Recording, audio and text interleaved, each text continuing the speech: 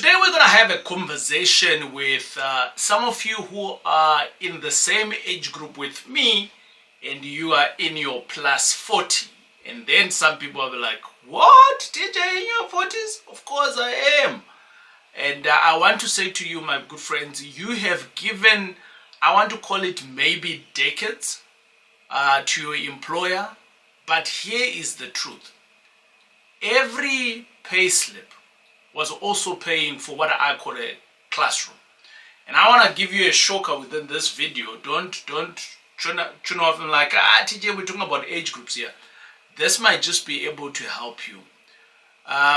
You are learning, or should I say within this timeline that you've been with your employer, you've been learning. You just didn't know that. But what have you been learning? And we're going to come back to that. So today I want to be able to show you the skills that I have picked up unknowingly. Unknowingly during my career when I was employed. Some of you would know I am literally unemployable right now because I run my own business and we are doing amazing at this moment. Praise God, because He is the provider of everything else that we are doing at the moment, impacting so many other people across the world, centered in South Africa, but serving multiple people within the different places. If we are meeting for the first time, my name is TJ, your host, and I'm a former banker and founder here at the TJ Tribe. And I do business with a focus in student accommodation, flips, which is buy and sell, and coaching, with the hope that all of us, as young, upcoming modern parents, we can be able to have passive income from real estate. Welcome to the channel. Now, this has helped me, all of these skills that I'm going to share with you have helped me literally to build what I call alternative income through the real estate. When I started doing real estate, I actually thought I knew nothing. But obviously over the years, I've just been able to understand that, actually, many of these skills, I got them from my employment. And I'm going to jump on and to talk about that. But this is not just property. If you're coming here for the first time, you're lending us here, we don't just talk about property. We talk about purpose. We talk about being driven to protect your family. We talk about greater things. So today I'm talking about men who are specifically the age of 40. About 60% of you right now who are subscribed to our channel, many of you are men above the age of 40. So I want to speak to you to say, guys, how can we create this purposefully? But I want to give you some very statistics that are kind of like shocking. I was also shocked when I found out some of those stats, but I'm going to explain to you what this is. So whether you're a man or whether you're a woman, because we also have quite a substantial amount of women who are here single-headed families, so you are the man in the relationship, right? So we're going to talk to you guys. But I want to start off by having the conversation to say, as men and women of faith, right, we don't just work to survive. We work because we are called to be good stewards, right? We are called to be a good steward. What does that mean, TJ, in the workplace? It doesn't mean a lot, but I think it is the cornerstone of everything that I'm going to be talking about within your workplace where you're doing your business to something beyond. And there is a verse that says, whatever you do, work at it with all your heart, as working for the Lord, not for human masters. I read this verse a while ago. I think this was maybe midway into my career. So around about 10 years I've been employed, and then I looked at it and I'm like, wow, I wonder whether all of us, we actually apply this. And I don't think, TJ, you don't know my boss. TJ, you don't know the employment.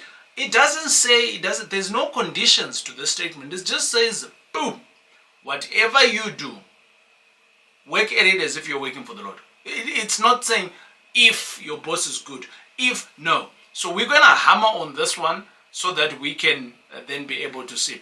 As you may know, I was a banker. I'm going to tell you the banks that I worked for. I worked for Nedbank. I think Nedbank was kind of like my first bank that I ever worked for, back in the days. I worked for Nedbank. From there, I worked for FNB. Not literally from there to FNB, no. But I'm just talking about the banks that I worked for. I worked for Standard Bank. I enjoyed my career at Standard Bank because it actually included a lot of real estate, some of these cash depot and cash heists that you see. I was in the mix of it at one point. Whilst I was working, actually, what I did at the time when I was working for Standard Bank, they were literally renovating and planting new cash depots. So that was one of my big projects that I was doing. So it was literally creating a new structure altogether, leaving one cash depot, creating another cash depot in a different area from scratch, building it, putting in systems, getting it ready, get the people in. And that was Standard Bank when I worked. And then eventually I started working for Barclays. And Barclays then transitioned into Absa whilst I was still working for Barclays. So my good friends, those are the banks that I've worked for. When I started working for the banks, I wasn't working so that I could have this, because it was unknowingly to me. So that's why I decided, maybe let me bring you in on this so that you can start to think some of the things that you're doing today, or some of the things that you can do. Because somewhere along the lines, as you grow older in your career, the title doesn't really carry a lot of weight. It's generally about what you can do, what you can deliver. So I remember at one point I was working for one of the chief operating officers for one of these banks, and she didn't care whether you were a project manager or a business analyst by trade.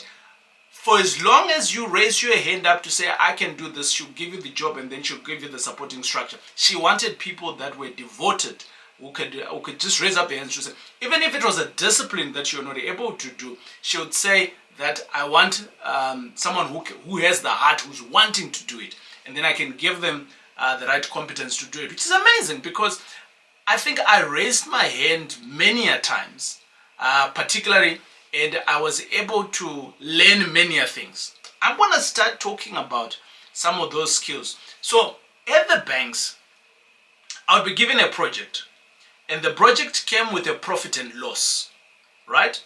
And I needed to make sure that within this space of my profit and loss, I need to be profitable as a project, not as a bank, but as a project.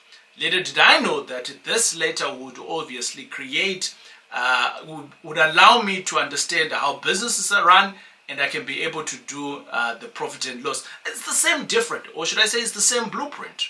So whilst I was at the bank, I understood quite a lot of things about interest rates. The banks is always selling money, and for that reason, my good friends, you all know. So I understood how interest rates work. I understood where is the bank getting the money from for them to be able to sell it.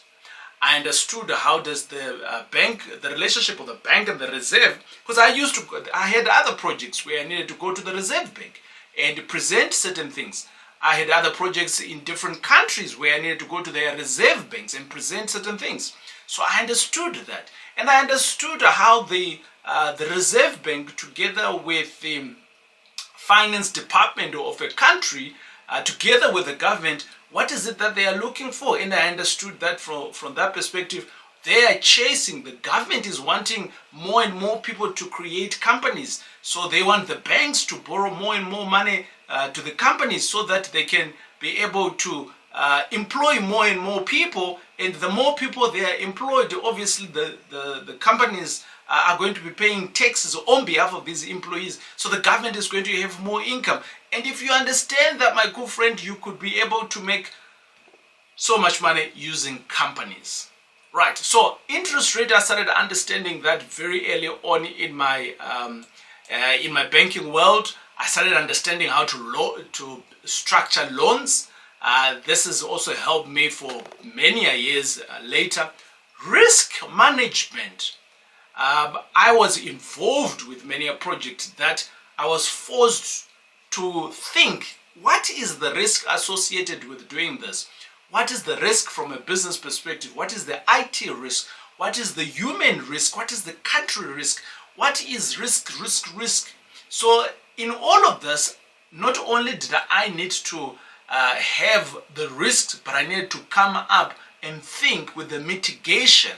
And the mitigation, my good friends, it didn't mean that I need to think about it. Sometimes I needed to go and engage other colleagues, like compliance people. I needed to go and engage maybe products people. I needed to engage maybe the sub, the Reserve Bank. There's lots of other things or other people that I needed to engage to understand and mitigate the risk. Does it make sense? And over the years, risk management has just given me the edge in doing real estate. This one here is a big one that I'm going to give you, which is reading financials. A lot of people, we are in business, we have started our property 1, 2, 3, but actually we do not understand how to read financials. I got the skill within the bank, and my good friends, I've been able to apply the same in my business. So I want to say to you, I didn't realize at the time, right? I didn't realize at the time that these exact skills would help me a little bit later in life. What did they help me to? To source property deals. What did they help me to? Structure cash flow positive investments. What did they help me to? To raise capital, right, with the different banks and negotiate with the lenders as well. How to do it. But at that time, a good friend, I didn't think I was building all of this. So when you see TJ, and this is why I talk about so many things on here, because about deals and so on, because my experience is so unique to me. The other day someone says to me, TJ, are you not afraid that they might going to steal your ideas? I'm like, there's nobody who's going to steal my ideas, because I am so unique in my experiences and how I do business, and I don't think anybody could. And I think you are also of the same. So God was equipping me with tools at the time. I just hadn't seen the full blueprint of what it was going to become. Even up to now, I don't know what it's going to become. So more is going to come. So number one, those are my experiences that I got when I was working at the bank. There's plenty more, but I thought let me bring these up. I want to talk about my early days of doing real estate. My early days of doing real estate, I was working literally just visiting properties. I don't do a lot of that these days. My team members do that. So visiting property sites, leading teams so that, we could do a flip there, we could do a flip there, managing real estate rentals. Those things I learned very early on in my real estate game. And I want to say, when you're doing all of these things, again, you're not so sure where it's going to take you to. So all these, in terms of putting systems, putting operational experience, and all of these things are within what I was already doing. So they all became useful for me to be able to manage contracts. They all became useful for me to be able to budget effectively for renovations. Many people go out there, they do flips and then they fail. They lose money and they say, I lost money because A, B, C, D, I didn't see this. Yes, but the bottom line is probably there is a problem within these two things. Maybe they don't know how to negotiate with their contractors, and maybe they don't know how to budget for their renovations. So they're just budgeting with all the things that they assume. But they also need to leave a contingency. But what percentage should they be utilizing or saving up for? I don't know. Some of you would know that there's basically two companies that I work here with, particularly for managing properties. And this is the company number one is My Student House. And now we've got another company which is called Productive Realty. My good friends, when I helped these two companies to launch off and to become what they became, whilst I was on the sideline, all of this history, all of this experience has helped me to influence how these guys think, even though they're just good partners to the tribe. But I've been able to be instrumental in influencing how they do things because I've got the history. I've walked on it. But that time I was just doing it. I remember at one point We had gone to Kenya, I think it was, and there was within one of the places where the banks was, there was contracts and so on that needed to be reread because we wanted to exit. And as center, someone who was working from head office, I needed to understand that. So in putting the mitigation of if we had to cancel this early because we are going on to new site, how is going to look? I did the same when I was in Ghana. So my good friends, I am saying that when I was employed, when I was giving my all to my employment at the time, I didn't think that God was working in me to be able to create something that I don't even know what He has in store with me. But right now, I am utilizing these skills. So what skills are in your employment right now that you can be able to use? I'm going to bring in a third aspect. This particular one, I think, is the number one skill that all of us, we do have it. And I want to say to you, my good friends, if you think you don't have the skill, I don't know how I can help you. I do think you have the skill. What is that skill, TJ? It is the skill of networking. I'm going to give it like this: networking and relationship building. It's going to come up at the bottom. What is it? Networking and relationship building. I want to bring you into my career. When I was a program manager at Standard Bank at the time, and I was looking after multiple sites that were being built, right? The one site was Mtata. I did the project in Mtata. There's a cash depot in Mtata Standard Bank. That was one of my baby projects. I did another project in Durban. That was also another baby project of mine. I did the Standard Bank. I did the head office one. That was one of my baby projects. I did the Mpumalanga one. That was one of my baby projects. So I got for these 4 projects that I did. Like, I know I can draw you the plans of what that building looks like because I was involved with the project at the time, right? But obviously maybe things have changed today. Besides the plan itself, I know how it works because then I worked on the project. It's one of my baby projects. Now, I'm speaking here about networking and relationships. I'm going to bring you in on a project like the Durban one, right? Now, because I was Johannesburg based, so I used to work for Standard Bank whilst I'm sitting at Johannesburg. But sometimes I needed to travel, which is why today you may hear me, I've gone to Port Elizabeth. It's not a biggie for me of traveling. Wake up at 4 in the morning, floop, I'm in PE, floop, I'm in Cape Town, floop. It's not, because I was trained when I was working for Standard Bank, right? I mean, Standard Bank, it's not even the first company that I started working for that I used to travel. When I worked for Accenture, every week was traveling. Like literally, every week was traveling to different municipalities, different towns. There is no hospital in South Africa that I don't know where it is. There's no clinic in Gauteng, in the province of Gauteng, that I don't know where it is. Because when I was working for one of the projects at Accenture, we needed to be in those places. So I painted the town red. Now, let's come back to the networking and relationship. Now, when you are networking, what does it mean? I will come back to the property in Durban.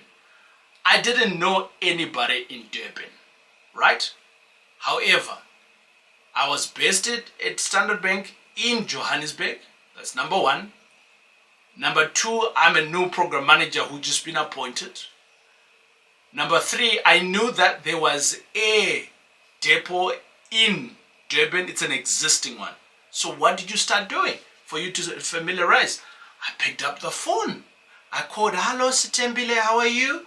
You are the manager at Cash Depot, what? My name is Tarai. Right. And I'm going to be your new program manager, but I want to understand who you are today. What is your organogram today? Bingo. I went through and I was able to speak to him. She gave it back to me. All of a sudden, I started to understand the who's who in the Cash Depot in Durban. Oh, okay, there's a supervisor, 5 of them. John, Susan, Betty. Oh, okay. Who does she report to? Oh, Lydia. Oh, Lydia is the director of cash. Oh, okay. Okay, so if I am going to change this depot, definitely, if I'm going to have a problem with stempling, I need to speak to Lydia. Okay, so what do I need to do? I need to pick up the phone. Hello, Lydia. My name is Tarai. I am going to be working with your one of your managers in Durban. Can I have a quick meeting with you so that I can give you what the project about? Hallelujah. Now, can you see how I've just been able to connect like maybe 25 people with just 2 phone calls? These 2 people are just connecting me to different people. Now it is my responsibility to create the relationships. Wait. I now say to Stay, who is the branch manager, let's just call her the branch manager at the depot. She says, hey, there's stewards here. These guys here that are employed here, they've got stewards and they are part of this alliance and this and this. I'm like, okay, well, I need to go and speak to them. Now, I've just created a network. Okay, great. But I haven't even gone to my project where it is going to be a site. So who's the site manager? Susan. Okay, right. Let me speak out to Susan. Hey, so I'm drawing a web of my people. Okay, let me go to Susan now. Susan, who's part of your contractors? Who are they? Who is doing what? Who's doing what? Who's doing what? Who's managing security? Who's managing this? Who's managing this? Right. It's my responsibility now to do what? To create the relationships with all these people that are there. My good friends, there is no difference in real estate to what I have just explained to you now, right? So now that we've spoken about the stats, what now? I want to give you practical lessons, things, tasks that you should be doing if you are part of the TJ tribe. And whether you're a man or a woman, it doesn't really matter. But I'm saying if you're plus 40, like many of you are, what should you be doing? Number 1, the blueprint, the action blueprint. And I think you should do this within this week. Figure this out and let us know in the comments how it's going. Number 1, list at least 3 skills at your workplace that you can monetize or you can repurpose into your investing. 3. Write 3 of them. Right, top of mind right now in the comments, hey, TJ, this, I think I can do this, right? And if you didn't know about that, that's number 1. Number 2, from a South African perspective, they say that how much, if you're plus 40, I think I've seen a few other articles, but you can do the research on your own. I've seen a couple of articles that says that if you are on your 40s, you should be having 3 times your annual income already reserved. 3 times. So if you are making 2 million right now, you should be having 6 million reserved already in your savings account. Who's got that? Like many people don't. They actually say only 19% of the working population has that. Now, I want to say to you, step number 2 of our action blueprint, save at least, start to save at least 15% of your salary. Towards what? Towards real estate, towards your pension, I'm just wanting you to be.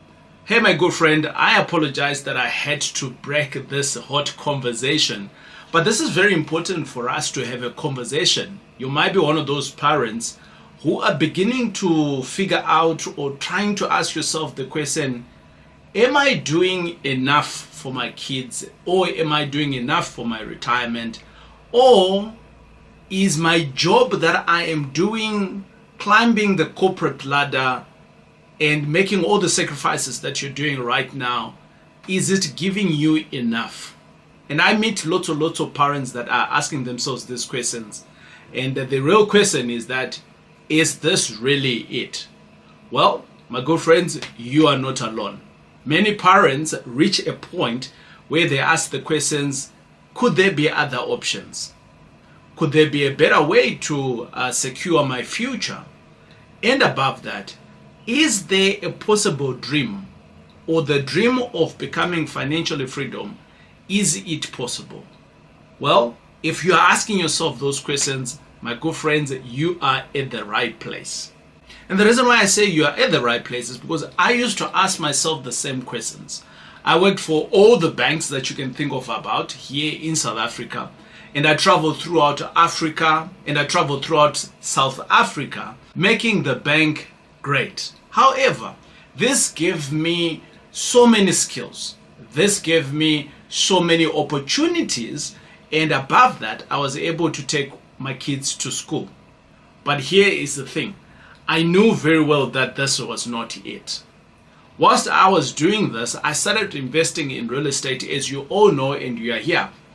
And I started earning what is called alternative income. With that, I reached my financial goal 101, which was basically replacing my income. I did that at the age of 37. That was hallelujah. Achieving financial freedom and retiring at the age of 37. Then what? Then I started building my business, which is now giving me a greater return, and I now spend more time also teaching other people like you. With my years of investing in real estate in different strategies, from buying blocks of flats to student accommodation to doing flips, I then created a 3-part course that we do throughout the year. And we do this 3 times in a year over a weekend, and we call this the Making Money Masterclass. With my years of investing in real estate, from buying blocks of flats to student accommodation and doing flips, I then created a masterclass, which is an ongoing masterclass, and this happens 3 times in a year. My good friends, these weekends are generally packed with real strategies, real examples, and real guidance from myself and a few of the other powerhouse teachers that we also work with that have done the same thing, obviously gaining financial freedom. This isn't a get rich quick scheme. It's not.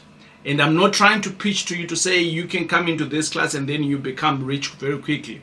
No, it's about learning how to build a solid, smart income through real estate. This is not some get rich quick pitch or for you to think, you can leave your job tomorrow. No. This is not that. And this is not also about reckless investments and people just telling you, hey, you can go and do this. This is really about, my good friends, how to build a solid business, how to create smart income through real estate over a period of time. And if a guy like me can do it, I am sure you can be able to do it yourself.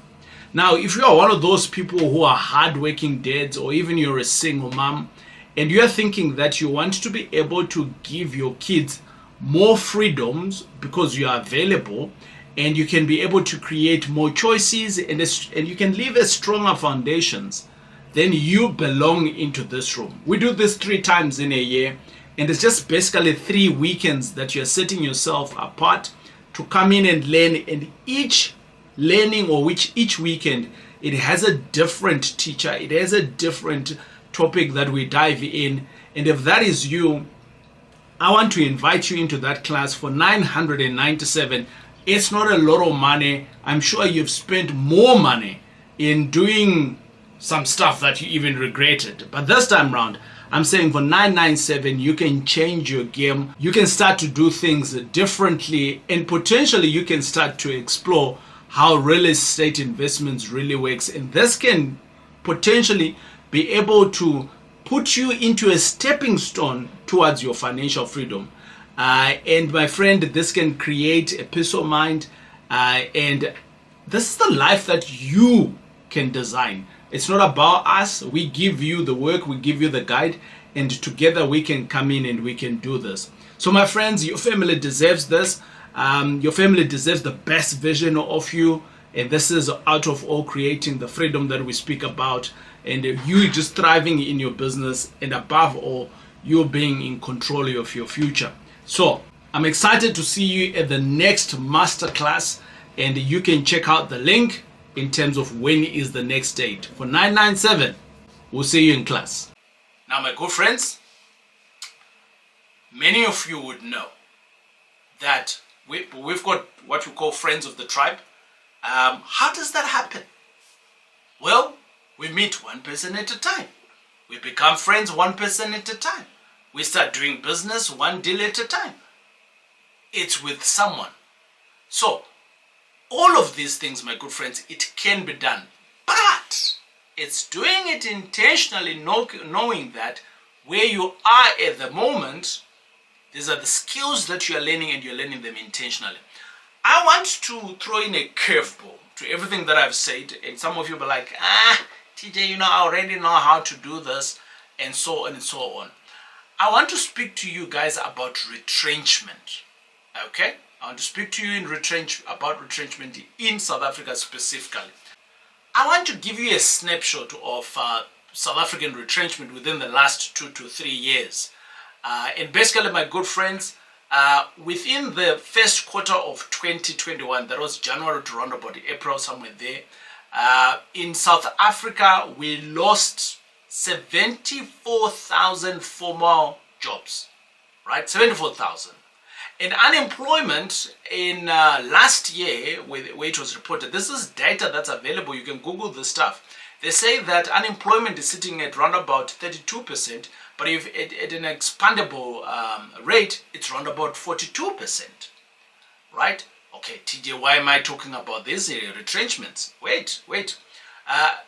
CCMA reported 23,000 job losses in the year 2022-23 financial year, and maybe around about 39 of those, they reported also they were saved with various interventions, so the jobs continued.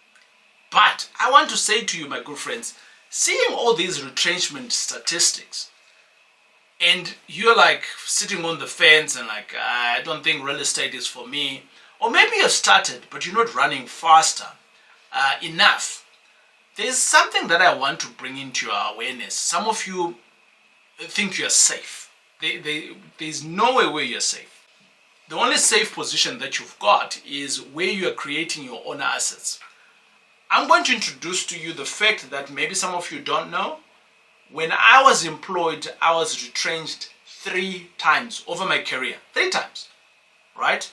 And each time, I was literally tempted to think I'd lost it. So the first time, it was the hardest one. That was the hardest one, the retrenchment that I've ever faced. The second one, I was kind of like prepared because I've seen it before. And the third one, I was like, I'm prepared. Nothing's going to happen to me.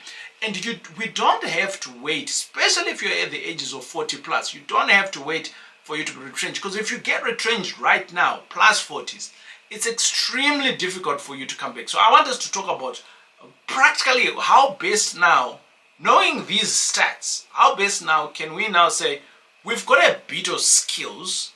How can we now turn this around? Does it make sense? If it does make sense, then you are that guy that we literally created this video for, because when we're doing some research, you're like, okay, but what kind of video are we going to talk about? What are we going to talk about? I want to say that categorically, I didn't know that. I didn't think that at the time when I was being retrenched, that was good. We all think that's bad, right? But I think that the hardships that I went through within that part, for me, when I look back, I think God was releasing me for what's coming. Because not only did my resilience become stronger and stronger, I stepped into something bigger. And that's what? Building real estate. And at the moment, I cannot be retrenched. It's just practically impossible to be retrenched. You know what I mean? Now, I think you too, you can do the same. So now that we've spoken about the stats, what now? I want to give you practical lessons, things, tasks that you should be doing if you are part of the TJ tribe. And whether you're a man or you're a woman, it doesn't really matter. But I'm saying if you're plus 40, like many of you are, what should you be doing? Number 1, the blueprint, the action blueprint. And I think you should do this within this week. Figure this out and let us know in the comments how it's going. Number 1, list at least 3 skills at your workplace that you can monetize or you can repurpose into your investing. 3. Write 3 of them. right? Top of mind right now in the comments, hey, TJ, this, I think I can do this, right? And if you didn't know about that, that's number one. Number two, from a South African perspective, they say that how much, if you're plus 40, I think that I've seen a few other articles, but you can do the research on your own. I've seen a couple of articles that says that if you are on your 40s, you should be having 3 times your annual income already reserved. 3 times. So if you are making 2 million right now, you should be having 6 million reserved already in your savings account. Who's got that? Like many people don't. They actually say only 19% of the working population has that. Now, I want to say to you, step number 2 of our action blueprint, save at least, start to save at least 15% of your salary. Towards what? Towards real estate, towards your pension, towards, I'm just wanting you to be ring fencing your money, being prepared for what's coming. If it's early retrenchments, you can be able to weather the storm. Number 3, explore side hustles. Here we talk about being part-time estate agent. We spoke about flipping. We spoke about student rentals if you still have the capital. At the moment, you're at the pinnacle of your earning, right? But you also have plenty of responsibilities. And hoping that your teenage children, they are not going to bring in grandchildren. Because I'm starting to see a few of my friends who are like 5-6 years older than me. They've got a grandchild. I'm like, yo, you're already a granny. Yeah, but these things are happening in our communities. The last one is I land the plane. Here at the TJ Tribe, we've got what we call the Making Money Masterclass. Join the next Making Money Masterclass. You owe it to yourself to do things differently. There's so many things that we can talk about that are actionable here, my friends, that you can do. But I just wanted us to talk about this. And I've decided, let me marry your skills that you have and you potentially don't know you have these skills. And what can you do with these skills? And hey, my good friends, you actually don't have time because retrenchment might come. It's happening right now. But there is an option. You are not going to be dead financially. There is an option. That option, my friends, can also be able to literally change the trajectory of you. That word, ne? You know that word, right? It's literally going to change your trajectory of your life if you're going to be doing real estate correctly. My name is TJ. It's great hanging out with you. If this video has been of value to you, actually no, this video has been amazing. Let me know in the comments and share with other people. It is I, your boy, TJ.